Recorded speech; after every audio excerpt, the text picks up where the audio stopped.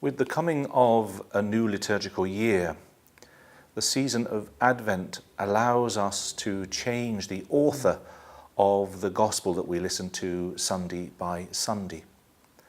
And with the coming season of Advent, we reflect on the Gospel of St. Mark. Mark's is the shortest of the four Gospels. It's thought to have been the first to have been written. And you really get a sense, reading through Mark's 16 chapters, of his energy and his enthusiasm, almost a journalist with a story that is hot off the press. We learn through reading Mark something of the Jesus that he proclaims. And so this lovely little simple series, using reflections and the study aids of Father Nicholas King, a member of the Jesuit community based at Campion Hall in Oxford, we're going to read Mark's Gospel, or at least have that invitation to read Mark's Gospel anew and afresh during this coming year, so that as we listen to it Sunday by Sunday, actually Mark's themes and his intention and his particular way of introducing us to Jesus are brought to light. The first thing we need to do is to read the Gospel from beginning to end. And maybe once we've read it, we need to reread it.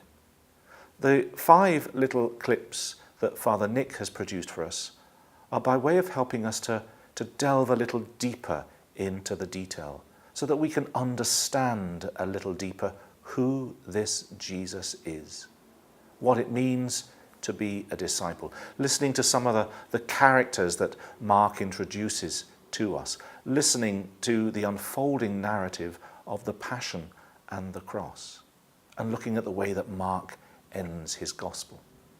It is a short series, and these little clips are only by way of whetting our appetite for a little bit more. Use them. Use them on your own. Use them as a group. Use them within your parish.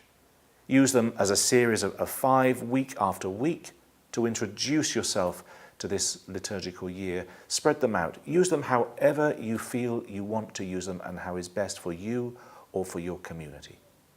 But listen to what Pope Francis is saying to us.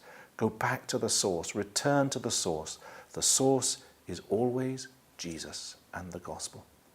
And it's Mark who introduces us to Jesus, the Christ, the Son of God.